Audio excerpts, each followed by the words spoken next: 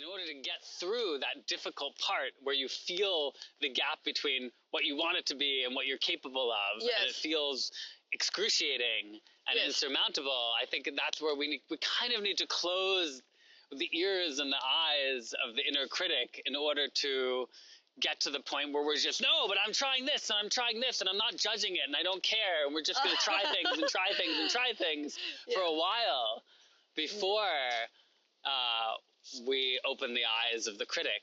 And I think that's the part with when we talk about like bravery.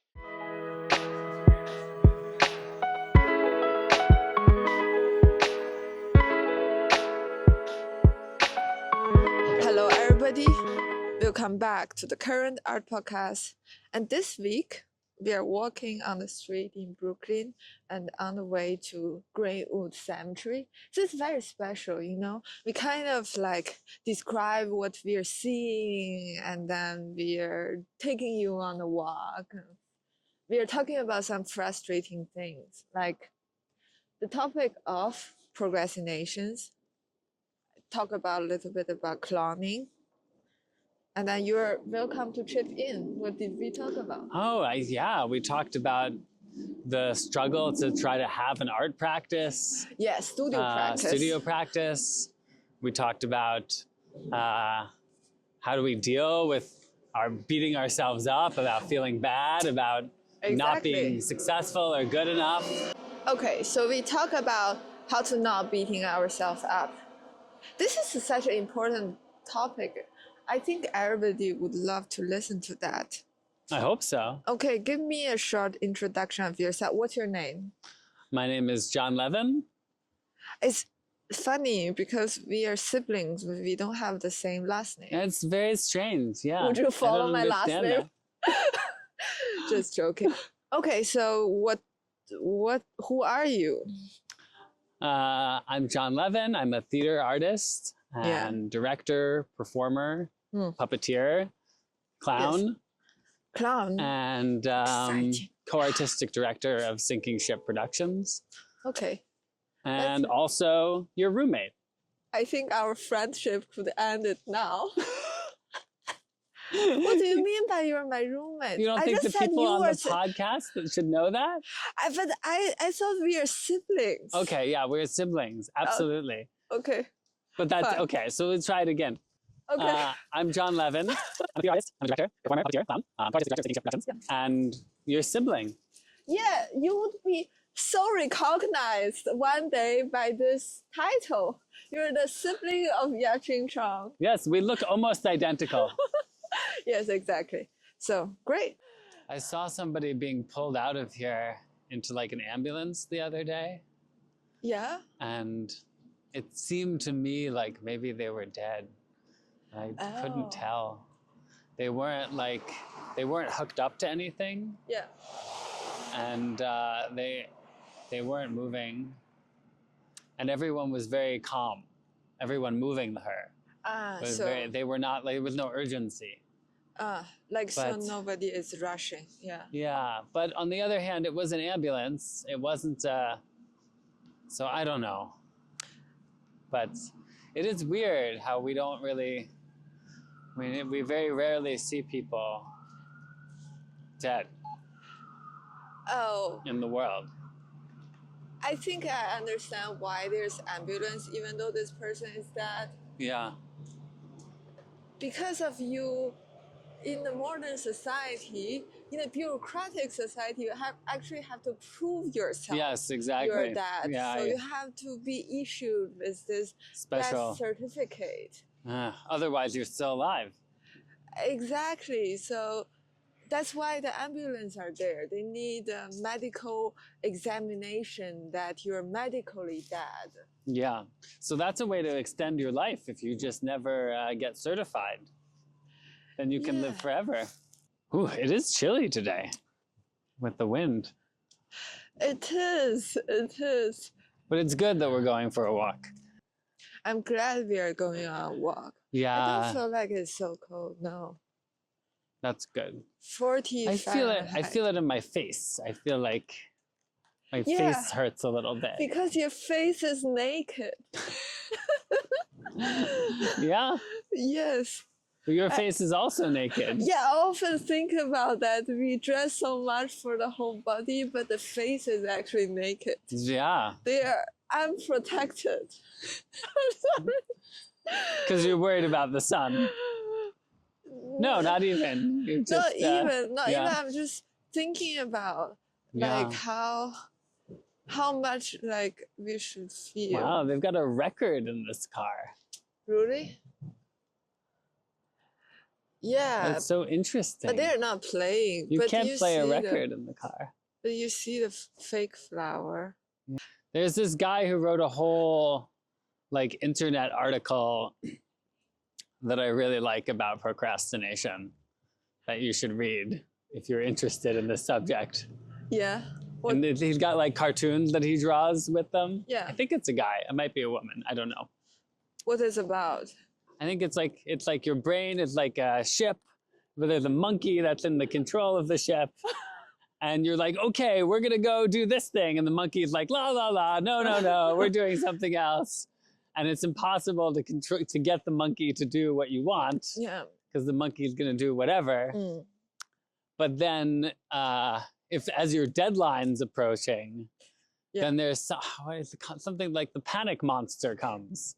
Oh, I see. And the panic monster comes and scares away the monkey. And then you're able to actually get something done. Okay. But only when you're in like a terrified state of panic. Which is not a good situation. That's not a good model. I mean, that's about right, I think. So only if you're like extremely terrified or super panicked, you are able to move past it. Yeah, because you're at the deadline. It's due tomorrow. It's already midnight. I see. Then you will get it done. I think I am like that, to be honest. But then, right. Panic. But I think, like, doing art in general, there's so many room to procrastination. Oh, yeah, absolutely. Because you don't necessarily tie to anything else. Like, you don't necessarily tied to, I don't know, a business or open hour. You are yourself's open hour. So it's really hard to self-regulate all the time. Absolutely, yeah. Okay, we are now at Church Avenue. I'm always terrified by this street. I feel like my panic monkey come out when I pass this street because they always have this giant trunk. Yeah, these big trucks. Okay, yeah. Yeah. Okay, right, we are let's see. Seeing the comic in the middle of the street. This is non-procrastinator's brain. Oh, yeah? This is our brain. Yes. This is a rational decision maker. Yeah. He says, I do things that make sense. I think long-term, I am not a child. Oh, okay. And then this is the procrastinator's brain. There's the instant gratification monkey. Yes. That's the problem. Because this person is trying to get things done, and the monkey comes along and says, actually, let's watch a bunch of YouTube videos on creatures of the deep sea, and then go on a YouTube spiral, and then talk through Richard Feynman talking about string theory, and end with watching interviews with Justin Bieber's mom, etc., etc. Yeah. Yes. This is the problem. And then this is 2 a.m. and you got nothing done. Yes. And then this is the dark playground, all the different things that we can do that are not working.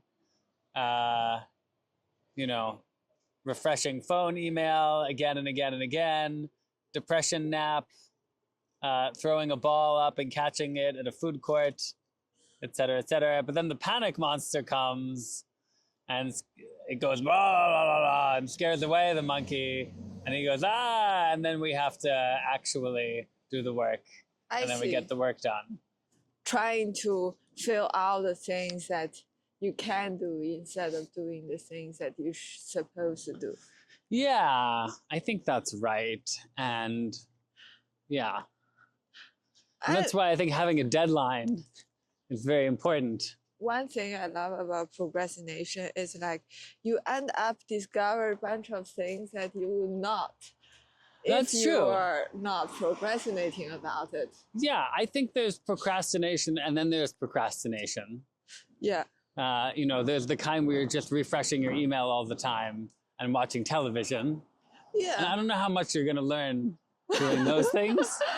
But if you're doing something more constructive, or you're doodling, or you're reading something more interesting, or watching an interesting video, like, yeah, I think it can be. I think sometimes when we are procrastinating about something, it's like we are not ready to do it yet. I think that's true. I've read that as well in an article. The so idea. You are constantly doing research on this. On this topic. I don't know about constantly, but I have done some research. Yeah, what is your biggest creative blockage in recent years? I mean, you just done the show. Yeah. Sci-fi theater show. Has the podcast already started? I cannot tell you that because then you will, get self-conscious about it. Sure. Exactly. So. I think I really want to be able to have some kind of a practice that I can do every day, or, a few times a week, or with some kind of regularity, the way that if you're a painter, a drawer, or even a musician, you practice every day, or you go to the studio and you are painting and drawing or practicing. And I think in theater, it's just so much more difficult somehow. Oh, you feel like you don't have a studio practice. Yeah, a studio practice, exactly. Like, I wish I had a way, and I feel like the thing that I, as a director or as someone who's creating work in movement through with bodies on stage, that you need that skills. Yeah.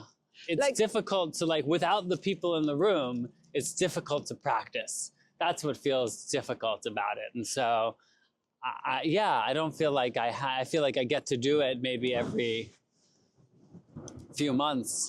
It's so dependent on resources and opportunities, and then the stakes are so high that it's very difficult to actually take risks or try something really new or crazy, or, because... Yeah. You feel like your creative process is not very constant. Unless, I am thinking about this a lot too, I feel like unless you're living in the artist community. Yeah. Or you're very self-entertained. Yeah. Like you are your own world. So you're almost like on this hallucination path. That you imagine that you're with a group of people, that you're assigning yourself different kind of tasks. Yeah, I mean, I think there's clearly a lot of discipline is involved in art making, and I think it's really challenging to find the correct balance of discipline, but also softness. Because I think also we don't necessarily get somewhere by beating ourselves up about it or forcing ourselves. Okay, I think there can be a value to saying, okay, every day I'm going to sit down. I mean, this was my whole project from last year, 2 years ago, that you remember, where I was like, I'm going to clean out this extra room. I'm going to make a studio space.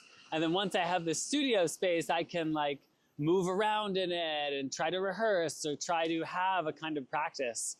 And I never really got to do the second part of it. Well, I didn't do it. I'm not going to blame it on someone else. It was I tried a few times, but it's really hard to have the discipline to sit down and do that every day or every other day. Yeah, a year ago, do you remember you have an artist day?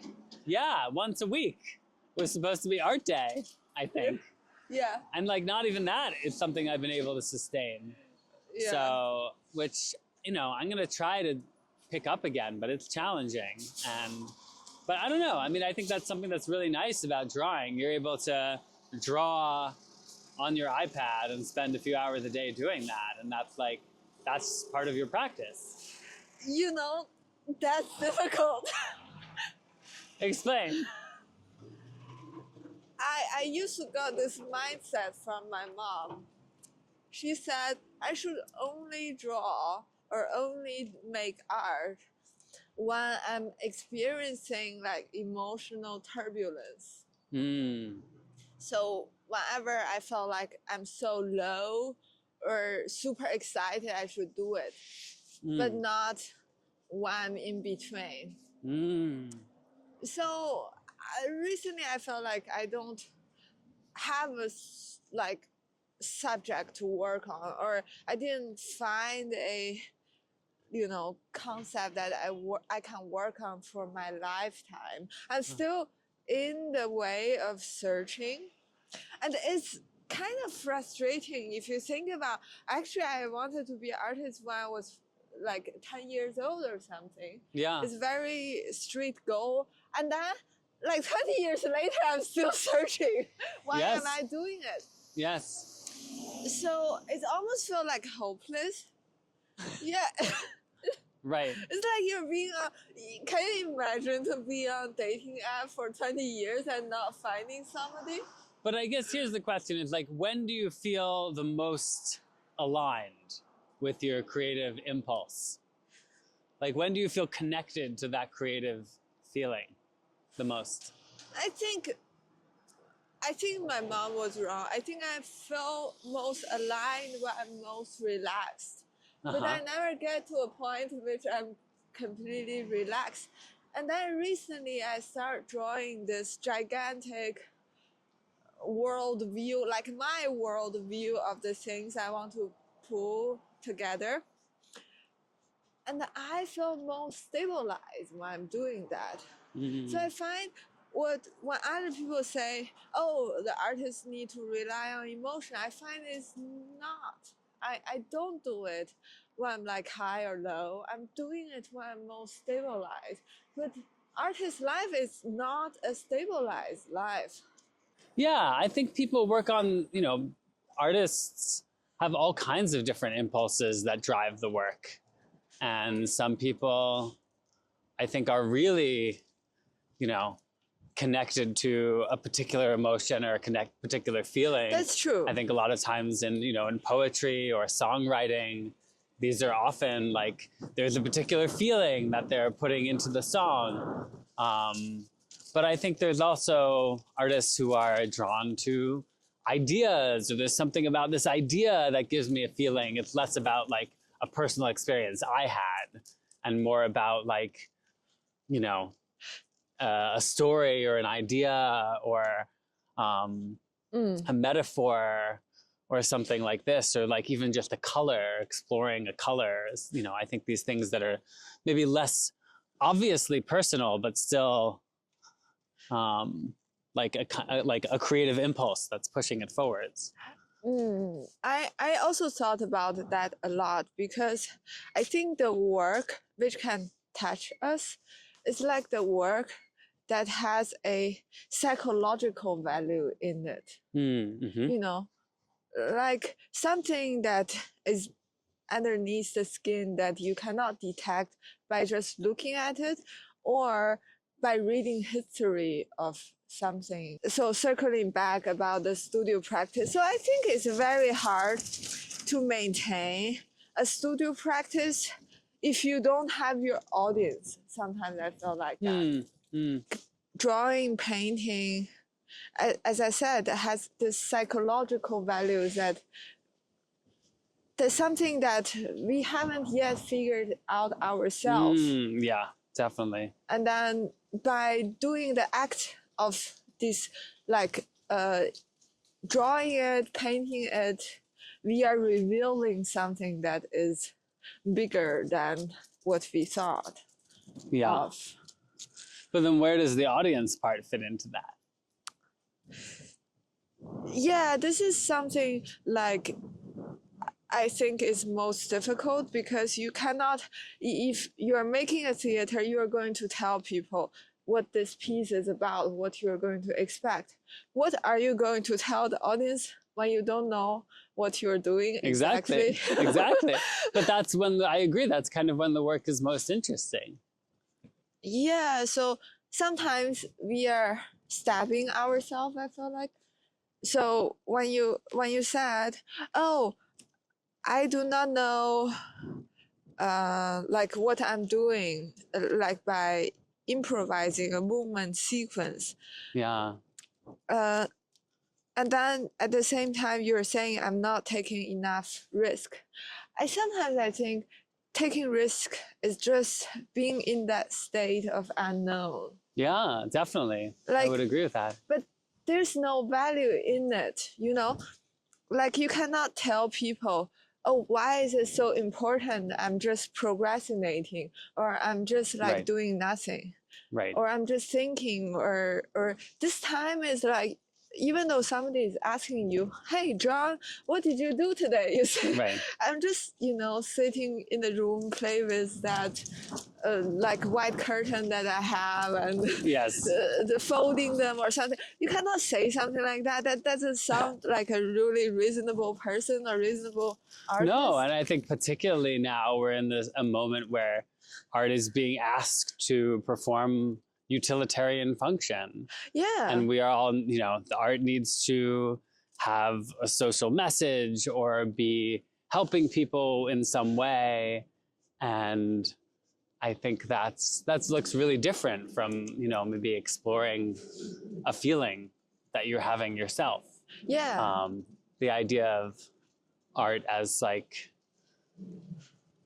having a specific goal or impact or supposed to be improving people's lives in a particular measurable way.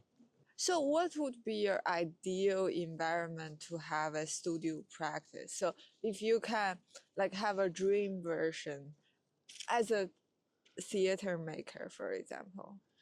Yeah, that's a good question. I mean, I think having a physical space, that's a rehearsal space that I can go to every day and leave things in and have objects and props and costumes and things like this around.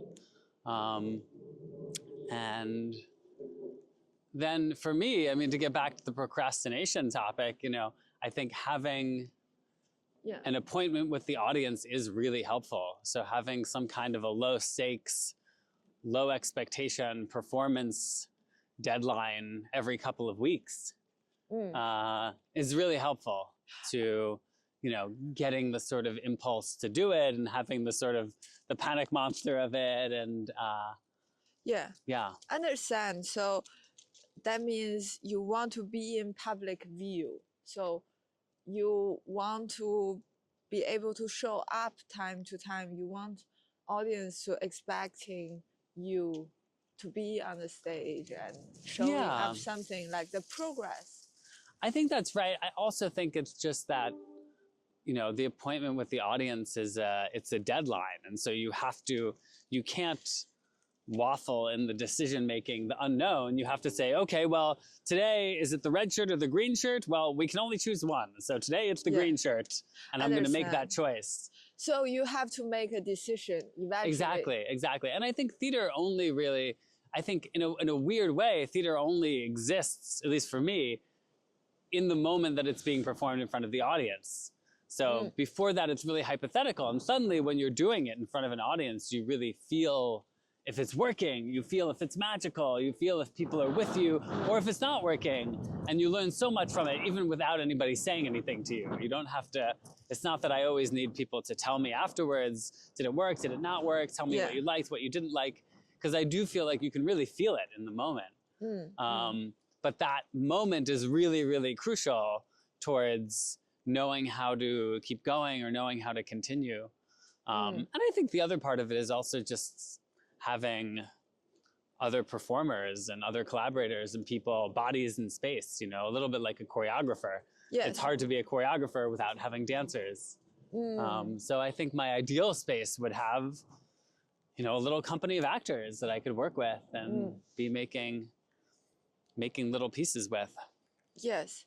Okay, now we are in Greenwood Cemetery and we are making a decision to choose a small path instead of a bigger path. That's right. Yeah, that's good. The decision making in creative life. That's right. Oh, interesting. So you want to have resources of space, time, actors / performers, and then objects.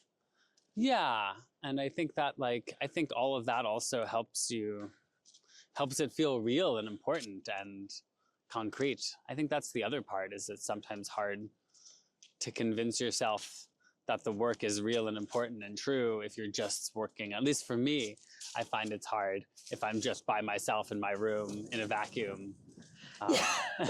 It's difficult for it to feel meaningful or real. So we have been on a dream path. So now we are going back to the reality. Okay, great. You know? Yes. Let's come back. We have been dreaming. Yes. So most of the time we are in a vacuum with nothing. Yes, it's true. And also most of the time people are born with not like bunch of resources. Yeah, absolutely. Yeah, we're not born, you know, as name a big person, like a famous theater maker. A famous theater maker. Let's say Julie Taymor. Okay, you're not her son. No. No. So you're not born with a grand theater with bunch of people as your puppets. No, absolutely not. So, and then you're a person maybe in their 30s, 40s, now it's 40s, sorry. Yes, I'm so sorry. And then you have very little time and living in a vacuum and eating cereal. I think this episode doesn't supposed to make you feel bad. It's not my goal. No, it's not. You're making fun of my cereal eating. It's not the purpose of the podcast. No, but so now you have to make a piece, and then you have to convince the audience, to convince the grant, everybody that is valuable. Yeah, exactly. So that's the challenge. Yes. Like, how do you do that? Yes. And at the same time, you want to have a meaningful work. Yeah. That really tells a message to people. Yes. That's the reality. Yeah. It's the question is about how do you live in a sad, depressing, and hopeless reality. This is I think that's right. I mean, I think it's very. I think there's a, obviously we live in a system that's dominated by money. Yeah. But I think that makes it really hard to think about value outside of money. Yeah. I think that can be really challenging, at least on the, when you're on the creating side. At least for me, I find that really challenging. If I have my software engineering job and I make a certain amount of money per hour doing that job. Yes. And then I try to lock myself in my room and spend time doing this other thing that I'm not getting paid anything to do, and that feels like there's no point in doing it. It's hard for that to feel like a valuable investment of time, because the system we're in is telling us, no, this is worth zero. Okay. So can I say something about my observation? Please. So the problem, your problem, is actually yourself, right? Because you cannot convince yourself, like spending in a vacuum room and staring at your sad cereal means something to you than doing the engineer job. Yeah, I mean, right. Like if somebody was paying me to do the art part of it, I feel like I would probably do it much better. No. So this conversation title, so our title is "We Are Bad Artists." Great, I love that. So imagine somebody would pay you, let's say, what is your ideal cereal rate? Yeah, I'd say $100 an hour for eating cereal. Okay, $100. Depending on the cereal. You don't have for so Cheerios, many variety. that would be reasonable. Okay, fine. So $100 per hour, you would feel stressed. Like I'm not eating the Cheerios well enough. Exactly. Yeah. So you don't want to be paid too much, because then the expectations are too high. Yeah. I kind of agree with this though. I think the time that Josh and I had a commission to make a piece, You know, and they Josh gave us. might listen to this, right? I know, yes, we got a commission to make the piece, and they gave us money, and I think that that made it a lot harder because I think now there's all this pressure to do a good job, and we're supposed to do well, and it's we're supposed to meet expectations. I think that's kind of. I don't know. It's harder to succeed also when somebody gives you all the resources all of a sudden, because that can feel a little paralyzing. Yeah, it's the question would be, can you be the best cereal eater? It's like. Wait, so what is the cereal eating as a metaphor for what again? For art. Okay, for right. doing art. Yes, for right. being an artist. Yeah, okay, got it. Yeah, so can you be a good enough cereal eater in your mind? I mean, do you have that ego? Yeah, for example, I have that super big ego when I'm doing art. Mm-hmm. It's like whenever I drew something, I suddenly felt like, oh my God, if Hieronymus Bosch, the Dutch painter, is still alive today, he would be my friend. We would live in the same apartment, eating cereal every day. Yeah. Yeah, but then do we have that constant ego to say, oh, I'm that good enough to deserve that amount of commission that what we are doing? Yeah. I mean, I think for me it feels I think there's a hump to get over in making the work. Yeah. And I think you explain me what is humped. It's like a little mountain. Oh, hill. A hill to get over, exactly. And I think it's a little like, I don't know, when I did more visual art back when I was very young, I was much more into sculpture than drawing. And I think with sculpture, it's always like, you do one version, and then you do a little bit more, and then you take more away and you add a little bit more. It's very iterative, in this way. Yeah, I see. And I feel like my approach something is already there. So something is already there, exactly. So the question is like, you're not just staring at a completely wide canvas. Yeah, so I think often I'll have an idea. I'm saying, okay, I think I have this idea. I want to make this piece.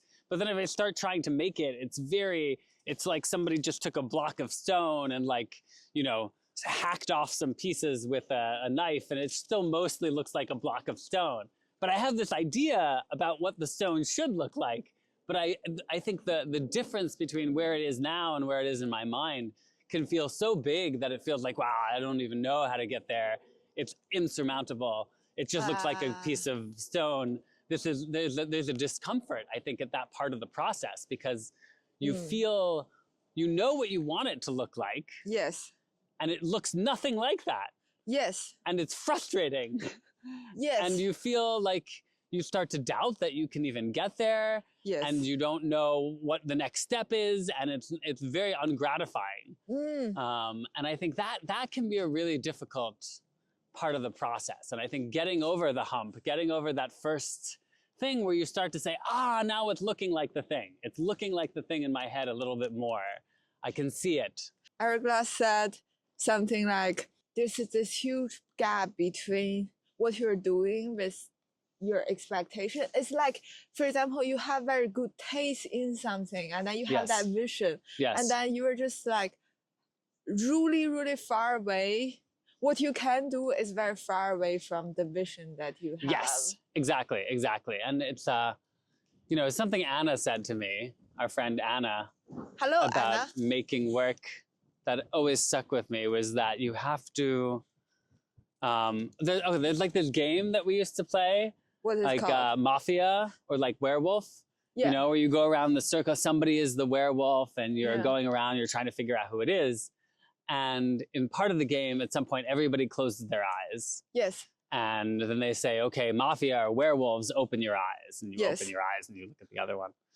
And Anna said, it's kind of like this. We have in ourselves, we have a critic and we have a madman, someone, who's crazy and wild.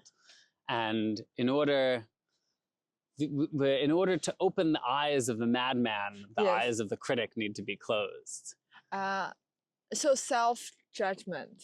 Yeah, self-judgment, exactly. And I think in order to get through that difficult part where you feel the gap between what you want it to be and what you're capable of, Yes. and it feels excruciating and Yes. insurmountable, I think that's where we kind of need to close the ears and the eyes of the inner critic in order to get to the point where we're just, no, but I'm trying this and I'm trying this and I'm not judging it and I don't care. And we're just going to try things and try things and try things for a while before we open the eyes of the critic.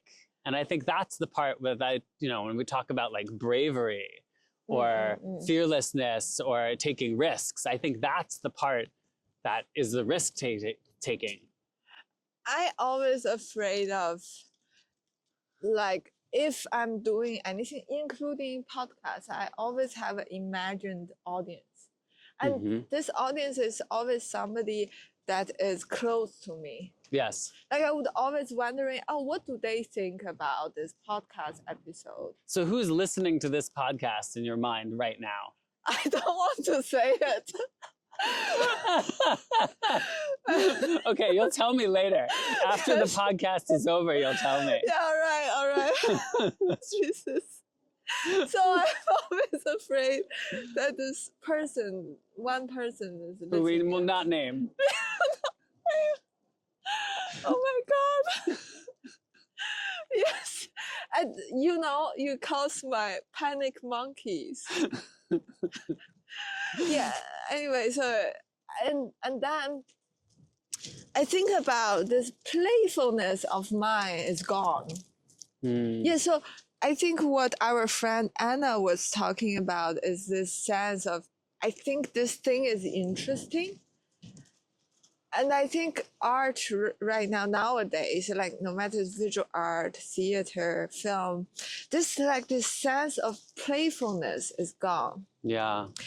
Even though something seems stimulating, but it doesn't have this feeling of fun, of, and sometimes I feel like I do not have this playfulness for a really long time. I don't feel like it's interesting doing what I'm doing now.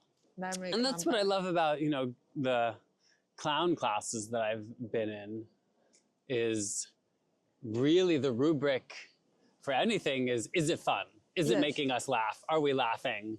Is it delightful? Or is it goodbye immediately? And that's interesting. You know what you're saying, that when you go to a clown class, you actually have to make a emotionally impact on people in order to tell the story. I think in art too, you cannot show people a bunch of very dry graphics of works and then tell people a message and push people to understand it. Right. They have to be voluntarily taking in that information, and they can do that only when they feel like this is relevant to me. I can actually feel something instead of like taking in something. It's like a kid. Yeah. So I feel like that should be the philosophy, like people really interested. A few days ago, I watched a film in Metrograph called Children of Paradise. Yes, I've seen this film. Okay, so what is the name of the theater that they work in? I don't remember.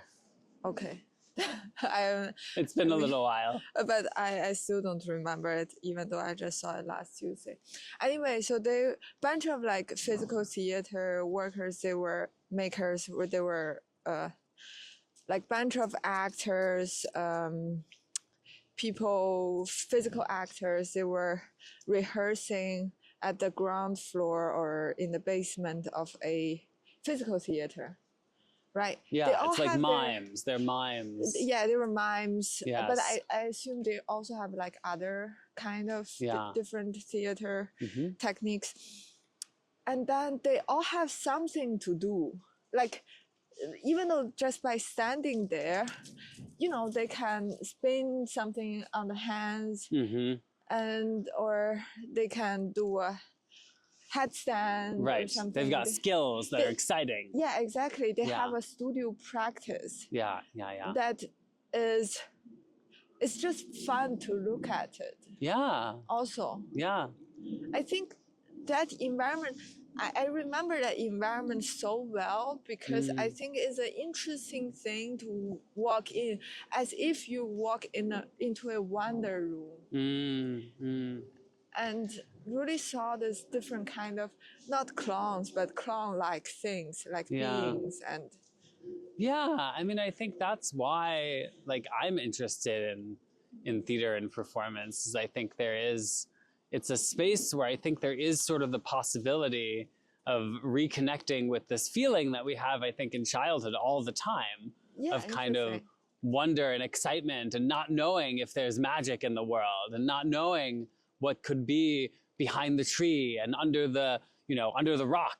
And there's a sort of like magical excitement that that I think as artists we can conjure. It's possible, but that's kind of the goal, I think, for me. Coming back again then to like clown and that kind of an environment, it's sort of the opposite, because in clown you are just coming on stage and you're trying to do something, and if the audience likes it, then you do it again. And you are just really being in reaction to what the audience wants completely, 100%. It's not about what you want, it's about what the audience wants. So I don't know. I mean, theater is always sort of sitting in this weird, and of course, I can make a show that I think is what I want, that I think I'm gonna like, that I think is everything in my vision. And then of course, once an audience sees it, I immediately know, oh, people didn't like this part didn't connect, this part didn't work, we have to change these things. So, and I think in a sense, I am always making work that's very responsive to an audience, but it's until the audience is there, I can't know what their response is going to be. It's impossible to predict. So. Okay, educate me. Okay. So you have done some clown classes, haven't you? Yes. And then you went to the school, Le Coq. Yes. It's like a French school. Yes. And then what they taught you, they teach you something about clown? Yeah, so it's a 2-year program. Yes. Or there's a first year and a second year. This is not advertisement. We are just giving people some information. That's correct. So they know what we are talking about. It's in Paris. Yes. It's just moved out of Paris. It was in Paris for many, many years. And now they just closed down the space and they reopened the school in Avignon. Okay. Interestingly. But yeah, so the first year, you're doing a lot of, it starts out with neutral mask, and you're doing a lot of, building theater, trying to understand how to tell stories with the movement of the human body, without any words at all. Interesting. And they're also pretty vigilant about, not just are we not having words, but we're trying to not get into a situation where someone would talk to another person, because then it just gets talky in a gestural way, like hi, that Understand. So you're trying to tell a story without words, only the movement, like mimes. Exactly. Yeah. A little bit like that. And we do a lot of mime, but it's not exactly, it's not like pantomime. We don't do a lot of pantomime. Yes. It's more, how can we, it's more a tool to how do we learn how to use the instrument of the body to tell a story. In this dramatic moment, how are we being pulled towards someone? Are we being pushed away from them? With what quality? With a quality of fieriness, with a quality of wateriness. What kind of story does that convey? And so slowly, little by little, they allow you to add back in words, add back in speaking, if necessary, as the year goes on. And we do, you move from doing neutral masks to doing character masks, to doing no masks at all. But the idea that the masks are sort of a tool to teach you how to be in your body in a different way, and how to play someone very different from yourself, how to be in a body that's different from yourself. Does that connect with clown or not? Yeah, I think the clown is the final thing really that we do in the school in the end of the second year. And I think all of that physical training that you do that teaches you how to be in your body, how to be theatrical, how to be big, how to be on stage, how to be what they call articulated. So you're kind of only doing one essential movement at a time. These are very technical, but ultimately you're learning how to use your body as a vessel for your an emotional experience. Understand. And so then when you go into clown, you have, it's like, then you're able to improvise. It's like jazz, you need to learn how to play the instrument in order to then improvise with the instrument. I see. So I think the whole first 2 years, in a certain sense, is learning how to play the instrument. And then when you get to the clown, you're able to improvise. It's like your body is like a dedicated instrument and you need to control it. You need to tune it. So that's what you learn before you get into clown. Exactly. So, I've been now in a lot of clown workshops with people who don't have this as much physical training. And I think they can still succeed. It's still possible to be really funny on stage just by being who you are and by being honest and by being in the moments. But I think it ends up limiting, you can be a little limited without that physical connection or that physical vocabulary. So I think it just expands the tools that you have, but it's not necessary. I see. Would you recommend this episode to your classmates for their educational purpose? No, I mean, I think they know what they need to know. I don't think I'm telling them anything essential. I see. Okay. So what is the final goal of like clowning, actually? Yeah, I mean, I think that's what we talk about highbrow or lowbrow art, or art that's more engaging, or art that's more theoretical, or something like this. I think clown, it's not highbrow, it's lowbrow. It's trying to be, to make the audience laugh in this one particular moment. I think when I come out of watching a clown show that I really enjoyed, I feel a certain sense of like delight and elation and just joy that is very different from how I feel from even just a normal comedy show or coming out of a movie that's a comedy. It feels really different because I think the clown, it's so emotionally open. People are just being themselves and you're laughing at them being themselves. But that kind of allows you to laugh at yourself. And we're all we start off laughing at them, but then we're laughing with them and we're laughing at ourselves. And we're sort of, there's a joy at how much they've opened themselves up to let us in. And we feel so connected to them, I think, by the end of the show that it's almost like a little bit like the fuzzy, the boundaries of our own selves and this other person start to feel a little fuzzy.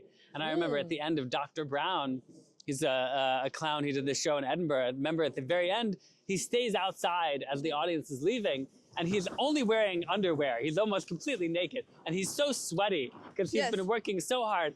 And he's there, and anybody who wants to give him a hug, gives him a hug. And almost everybody wants to give him a hug. Yes. Because everyone is so just full of this feeling of joy at this whole show. We all want to hug him. Yeah, this sweaty man, I know. Isn't that magic? Yes, I think that is truly magical. It's really, really beautiful. Would you go on the street, see a sweaty man and say, I want to hug him? No, absolutely not. Yes, but in that context moment, exactly. So I think that's where I think clown can be so beautiful and valuable. And I think it's making a little bit of I think there is a it's coming back. It's becoming kind of cool. People are I know there's a real clown scene in LA that I've heard about.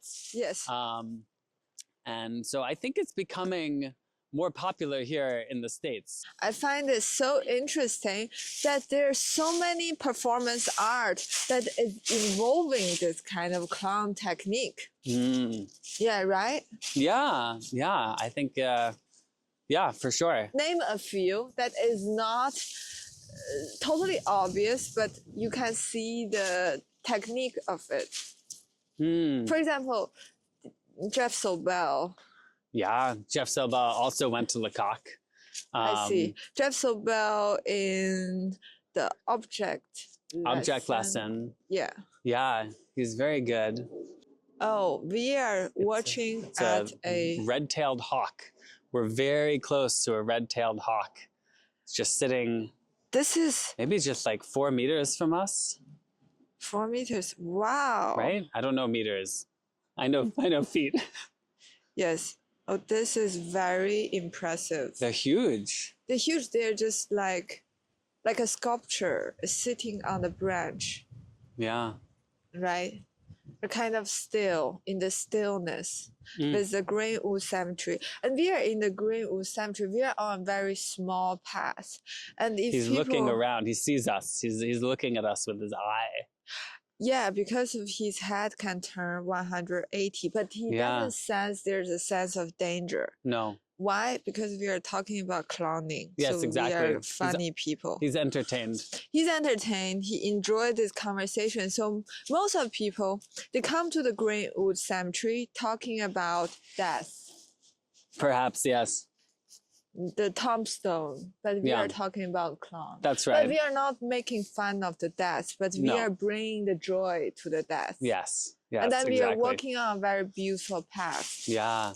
It's very nice. So coming back to what I was saying, what is the name of the Twilight episode Once Upon a Time actor? Twilight Zone. This is a Twilight Zone episode called Once Upon a Time with Buster Keaton, Yes, who is, from silent film comedy. exactly. That I think he's also embodied kind of clowning. Oh, absolutely. I mean, he's one of the most famous American clown silent film performers. When I went to study with Philippe Gaulier, and somebody asked him, at some point he asked for questions, even though he hates answering questions. Yes. I don't even know why he does this. But at Yes. some point someone says, who is your favorite clown Yes. that you look up to? And his answer was Buster Keaton. But yeah, you're right. There's a lot of people doing, obviously Jeff Sobel has done, some very Buffon kind of work with his characters and incredible shows. Really highly physical. Buffon is sort of, I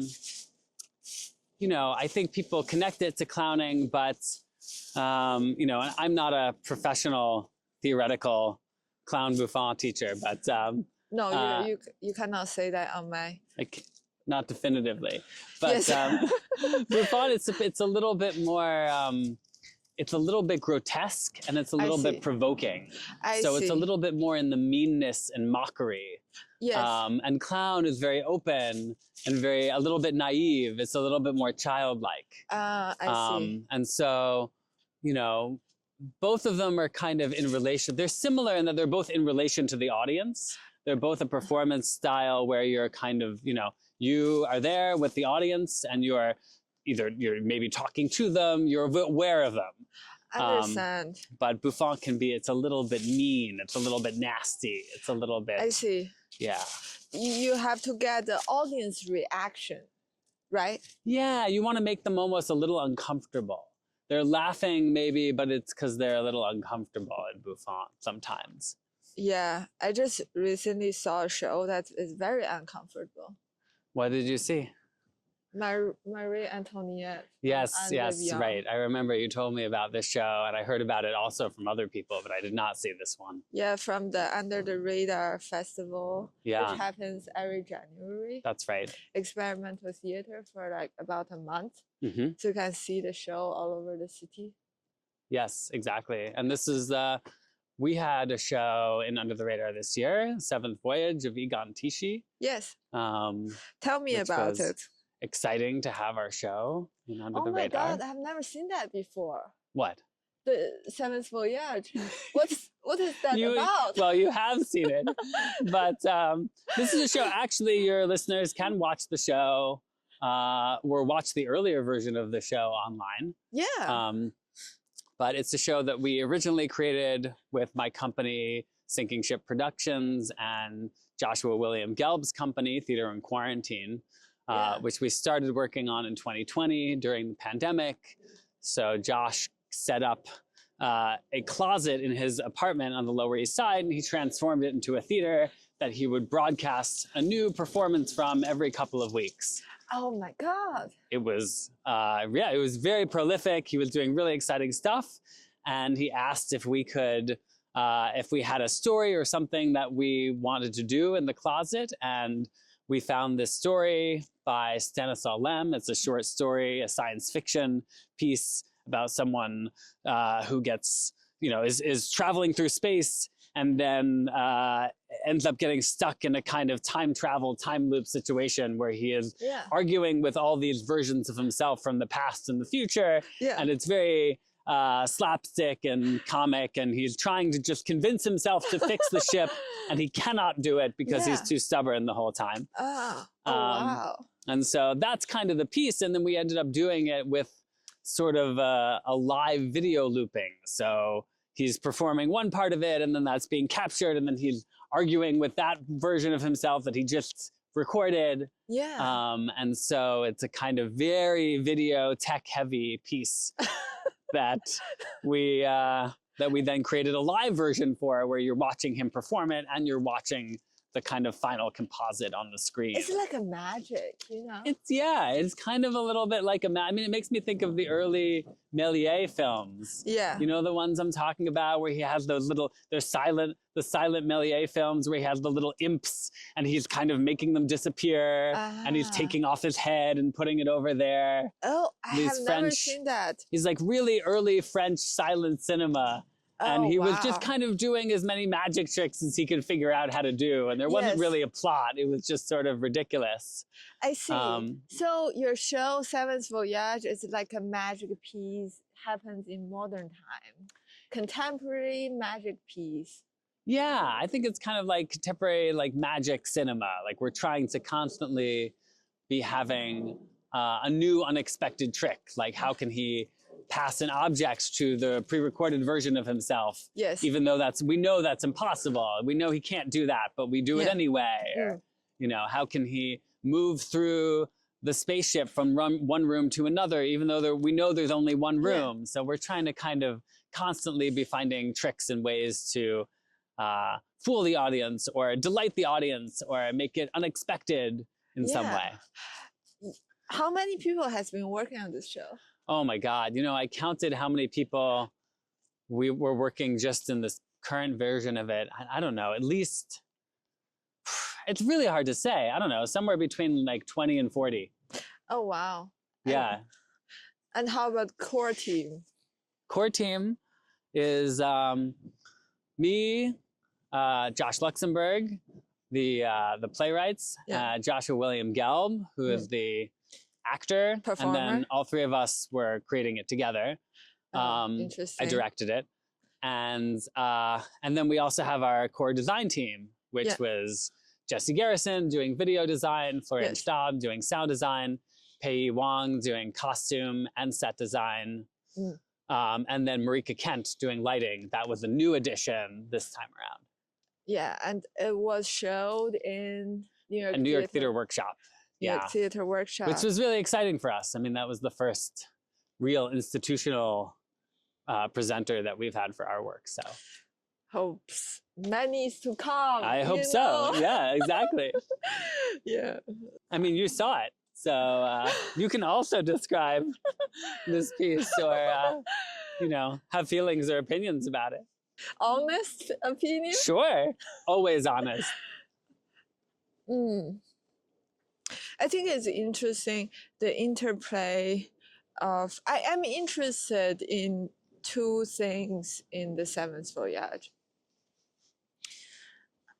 I think it's a very interesting premises, the story itself, like a man stuck on a spaceship, right? So it's a very interesting, attractive premise to attract audience to be in the story. Think about what if I myself in a complete solitude with no one else, and then how I deal with the elongation of the time. What if I have endless time, and how do I like be in that space? And I think Josh William Gelb Mm-hmm. Has this very confined space. Mm-hmm. So it's almost just like a capsule. Mm-hmm. So just give a little bit more information. So most of the performance, it just happens in the size of a closet. Yes.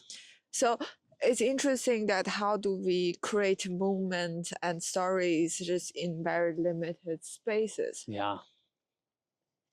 I think that's interesting. Mm-hmm. Mm-hmm. That itself is like a big creative challenges. And I'm very interested into that. So that's given me a lot of expectation to your show. And during when I was watching your show, I was really interested visually, the storytelling. You know, it's a magic when you see the real person performing and the composition of like visuals and the live performance. Right. Yeah, you see like the replication of himself appears on the screen confronting with himself. Right. I think many people or yourself have this feeling that, oh, maybe sometimes he's very harsh. Mm. He's very like confronting himself as like grumpy in a way. But it is, if you think about it, it's interesting if we circle all the way back to what we were talking in the middle of the podcast episode, like this, isn't that a mirror of how we truly treat ourselves creatively? Like this harsh critique that he has. This whole job of this actor, of this main character, is like to fix the spaceship. Right. So, but he has this really harsh time of coordinate with himself. He's not very nice to himself. He hates himself. Yes. Yeah. Yeah, but aren't we all have this kind of thing that we can resonate with? Like, why can't you just make it, you know? Yeah, I certainly feel that. I mean, I don't know how much of that is like, I think there's like, why haven't I already made this amazing piece? Why isn't this better? Why am I not making more? Why have I only made, one piece every 4 years? This is ridiculous. I think this kind of, I think we're very harsh with ourselves. I already should lie my work next to the Museum del Prado, like next to Hieronymus Bosch, and having people, visitors from all over the world. That doesn't sound very harsh at all. Seems like you're very complimentary with yourself. No, I'm just joking. But it's like, why am I still living in this vacuum? Yeah. If we circle back, as you said, but why we haven't make it yet? Yeah, I think the I have to keep reminding myself all the time that we are trying to grow like a plant in an environment that is not conducive to growing. Where like, I feel like, as a theater artist, you are like a tropical plant that's trying to grow in a desert. It's very, very difficult. Yeah. It's not going to work well, but it's not my fault. It's not necessarily an indication that I'm not good enough or didn't try hard enough or wasn't dedicated enough. But I think we start to believe that over time, and we start to tell ourselves, well, really the problem is me because these other people are doing it and they were able to do it. So therefore it was possible. I just didn't do it because I wasn't good enough or lucky enough for these kinds of things. But I think I think you're right. Like, that is not a fair story. We are an environment that is not conditioned for us to become masters. Exactly. Stars. Yeah. I think about this a lot, and I love to reading biographies of famous artists and calculating about the age when they had their first breakthrough. Sure. How old were they? Yeah, you see, Egon Tichy, he died when he was 28, so it's about my age. Wow. So it's like if I don't make it this year, I'm not Egon Tichy anymore. You're gonna give up on that. Just joking. But Yeah. I did all sort of like calculations about female artists. Louise Bourgeois, I did through Wikipedia reading about her. Okay. Trying to figure out when she got recognized by the public. But recently I have been really relaxed about it. I stopped reading the Wikipedia. I think that's good. We don't know what our path is. And, you know, I don't think there's no path. There's no right way to do it. And so I think that kind of frees us up to just kind of do whatever we want to do. And I think we have to set our own level of success. But I realize it, being recognized or not, having assistant or not to tell me, oh, you have this important meeting with the curator of Guggenheim. It's not going to add fun to my life. That's not the fun I'm looking for. And I realize it, I realize it whenever I immerse myself in the process of making it. That's the most fun time that I ever have. And I could sit everywhere. Recently, I've been drawing this after Hieronymus Bosch. This is a joke title. And I realized it doesn't matter what I'm drinking, eating, and then where I'm at. Even though it seems like a vacuum or I'm eating cereal every single day. I am still having like endless fun. Yeah. Yeah. Well, that's great. I mean, I feel like that's the answer to the question that I asked originally, which is when do you feel most aligned with your artistic impulse? And it seems like an answer is when you're drawing. Yeah, or my practice not only limited in drawing. I eventually want to do performance as well, but I think it's sometimes you're not ready, and then every step is necessary. And then when everybody doesn't recognize each of your steps, you have to be upfront to recognize it yourself. Yeah. Before everybody else recognize it. Yeah. Yeah. And you have to trust your wonderful good taste in yourself. Yes. Yeah, I think that's good advice. Isn't that beautiful? Beautiful. So beautiful. So we did a walk and talk in the Greenwood Cemetery. When you are going back, are you going back to still eat your cereal? I've already eaten my cereal for today. No more? No more today. Maybe tomorrow. You cannot lie in my podcast, but you always eat. Sometimes cereal. I have it for lunch or dinner as well. It's true. Sometimes all the time. Sometimes, yeah, it's true. So I don't know. Back. I can't say for sure. There might be some cereal still for today. Right. You see, no matter how much I judge you, mock at you, making fun at you, eating cereal, you're still going to eat. Oh, definitely. You can't stop me. Eating cereal? Yeah, yes. That's right. Yeah, so that's art is the same. Like we have to keep eating it. You have to keep eating cereal. Yes, and art. Yeah. No. Yeah. Cereal is good enough. Yeah, just keep doing that, and then your art life would also be good because of the cereal. It's magical. Yes. Would you share with me the cereal? Yeah, you can have some. Really? Yeah. Okay. I have to get some more. Yeah. Have you ever calculated how much cereal have you eaten? You know, so mostly I eat Cheerios. Cheerio was my first word when I was a child. Before mom or dad, it was Cheerio. That's what I was told. American life.